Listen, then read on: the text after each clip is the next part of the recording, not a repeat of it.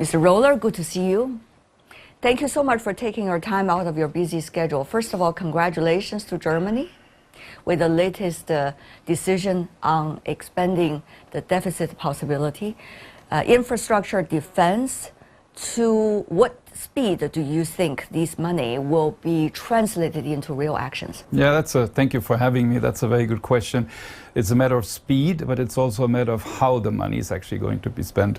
So having this possibility of increasing the German debt, which has historically been relatively low, to something which is much higher is clearly an opportunity for Germany and even for Europe, in particular if you think about defense. As we know, debt will not generate growth if you don't have the necessary reforms, which mean that you need to increase the possibilities for investment opportunities in Germany. For example, private investment is very, very important.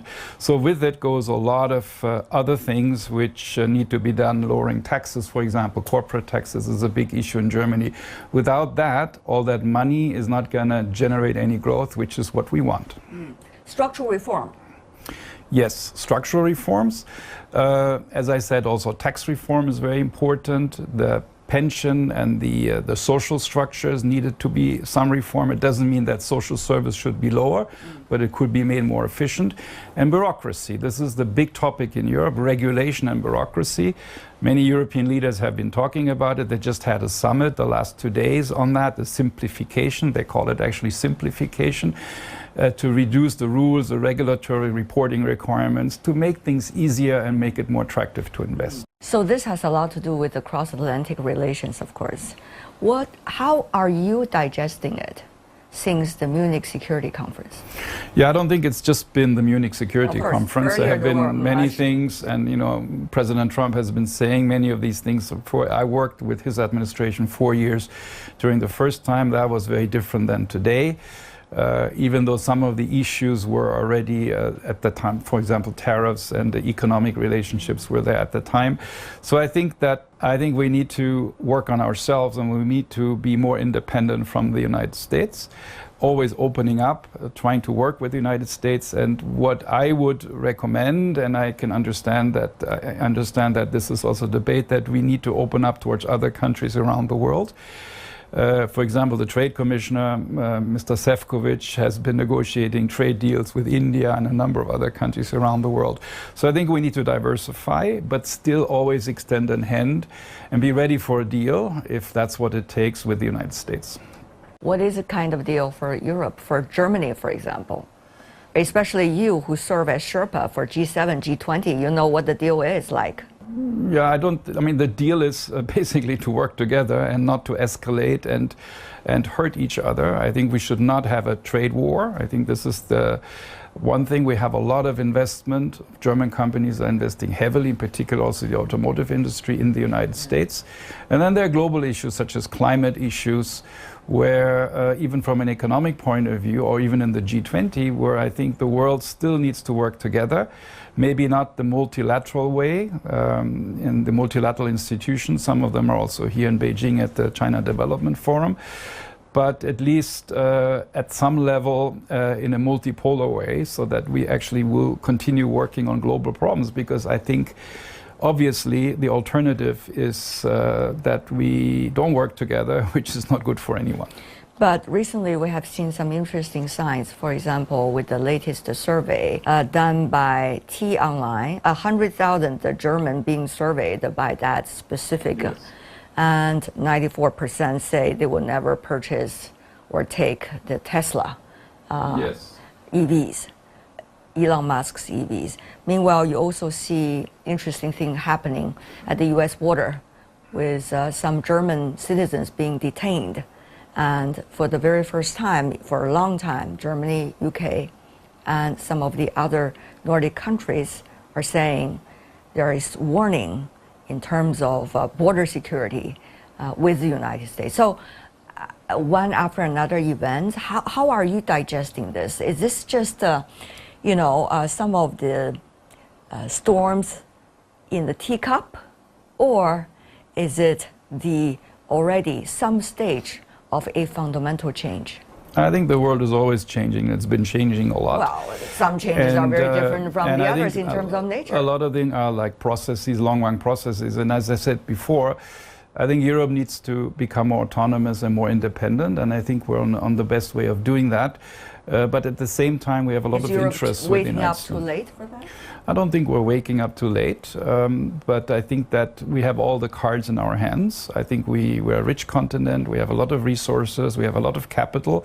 Unfortunately, it's not being invested in Europe. A lot of it is invested elsewhere, including the United States. And you know, democracies respond to changes, I think, very well, also in terms of stopping things which have been working in the past. And I think now that there's a consensus in Europe that we want to move in that direction, we need to implement that. How do you see, how important is China for Germany now? Well, China has, you know, when I was working with Chancellor Merkel, we were here a lot every year. And clearly there's an economic relationship which is very fundamental. And China is a world leader and a big economy. So I think one of the things which I alluded to earlier is that as the world is changing and as maybe Europe is realizing that alliances are being redefined to some extent, I think that Europe should also be ready and open up towards a good relationship with China. I've been saying that all along, and I think... there are more listeners now?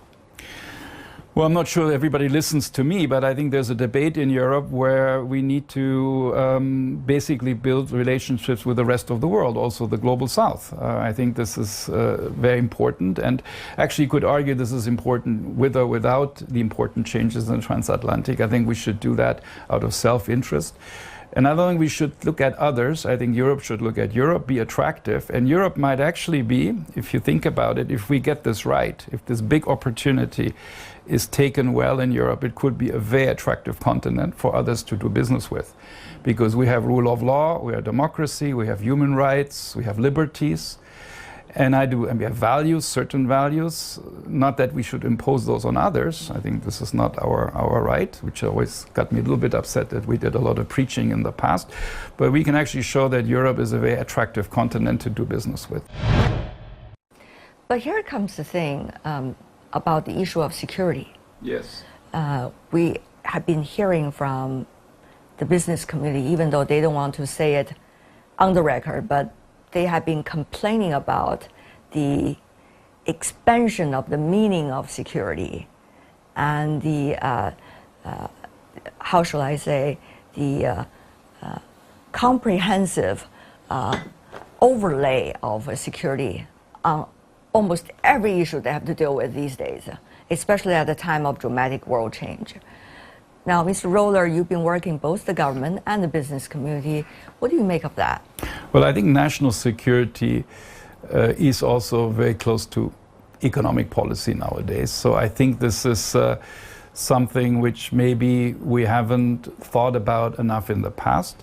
And I do think that without security, there won't be economic development either, or economic growth. At the same time, you should not use security as an escape to do things like protectionism or other kinds of things, which has happened in the past. So I think to get that right is important, and I think that there are two aspects to security. One is actually spending economic growth on becoming more secure. The other one actually is building up businesses in the area of industry, of security and defense, which actually generates economic growth.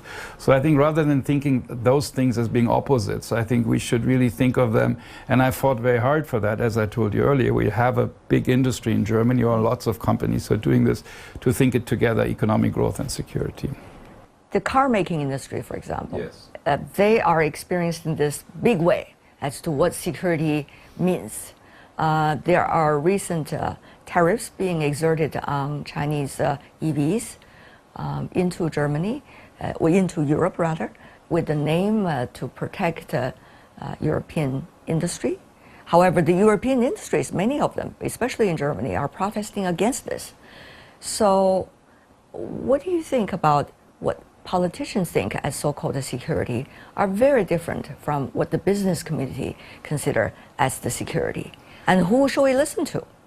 Well, I think there is a difference, to be frank, between a political position and a company position. Companies have different interests than a government has, but of course we have to work together.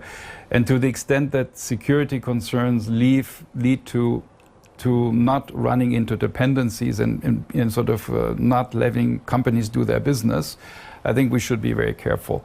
So I think to get that very right, I don't think tariffs are the answer to anything. Also anti-dumping, I was never a big fan of that. However, there is concern that the level playing field is not being observed. Personally, that's my personal, I don't think the Chinese auto industry is so strong because of subsidies. I think there are many other reasons, competition and rather dynamic innovation in China or in Asia generally. But subsidies are there, and I think subsidies are also there in other parts of the world. So let's not get carried away, because it doesn't solve any problems. It usually doesn't solve any problems. It just delays problems or makes them worse. So this is an area, when you talk about the electric car, the automobile industry and the EV industry, where we should rather cooperate amongst each other. We've done a lot of joint ventures with German companies in China. Now the Chinese companies are becoming much better innovative rather than imposing tariffs on each other. At the same time, this is what the Commission is trying to do. We also want a level playing field and fair competition. What about China? You see, China's economy, even though it is not necessarily at its most dynamic moment, it is gaining momentum since last year, especially after the September conference. What is the reality of the Chinese economy you are observing more closely? What do you think about the latest policies for encouraging consumption, for example, for encouraging the prosperity of private entrepreneurship, for example? I think these recent consumption-related activities, I think, are important, but the problem is they take time, and it's also a matter of trust. The saving rate is, I think, 50% in China, so it's very high. So how to get more trust into, both on the private side, on the business side, as well as in terms of investments and confidence in the future, of course. This is something which would be very important. But I think still the supply side of China is very impressive. You look at recent developments in AI and the dynamicism also in the car industry.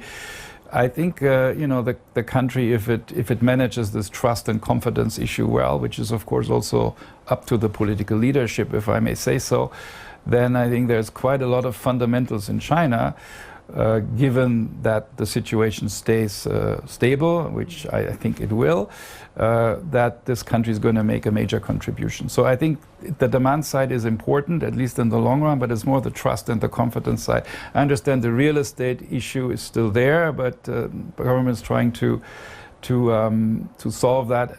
From a European point of view, I think China could be very well a partner, where we could work together more on some of these, developing some of these technologies, assuming that the level playing field is there. Multipolar world is being used by so many, but yes. What kind of polar is Germany, for example, or Europe at large, and what kind of polar is China, do you think? Yeah, I think that this is the big question, another $1 trillion question, if you think, whether it's bipolar or multipolar. This is, by the way, our theme for this year's conference at the Berlin Global Dialogue. And I think that this is up to be decided. This is your question, should Europe do also more with China or India? What about Latin America? I just don't think it's going to be bipolar. And I would hope that, that Germany or European business doesn't have to choose which side it's on, because I think we should be open in a number of ways.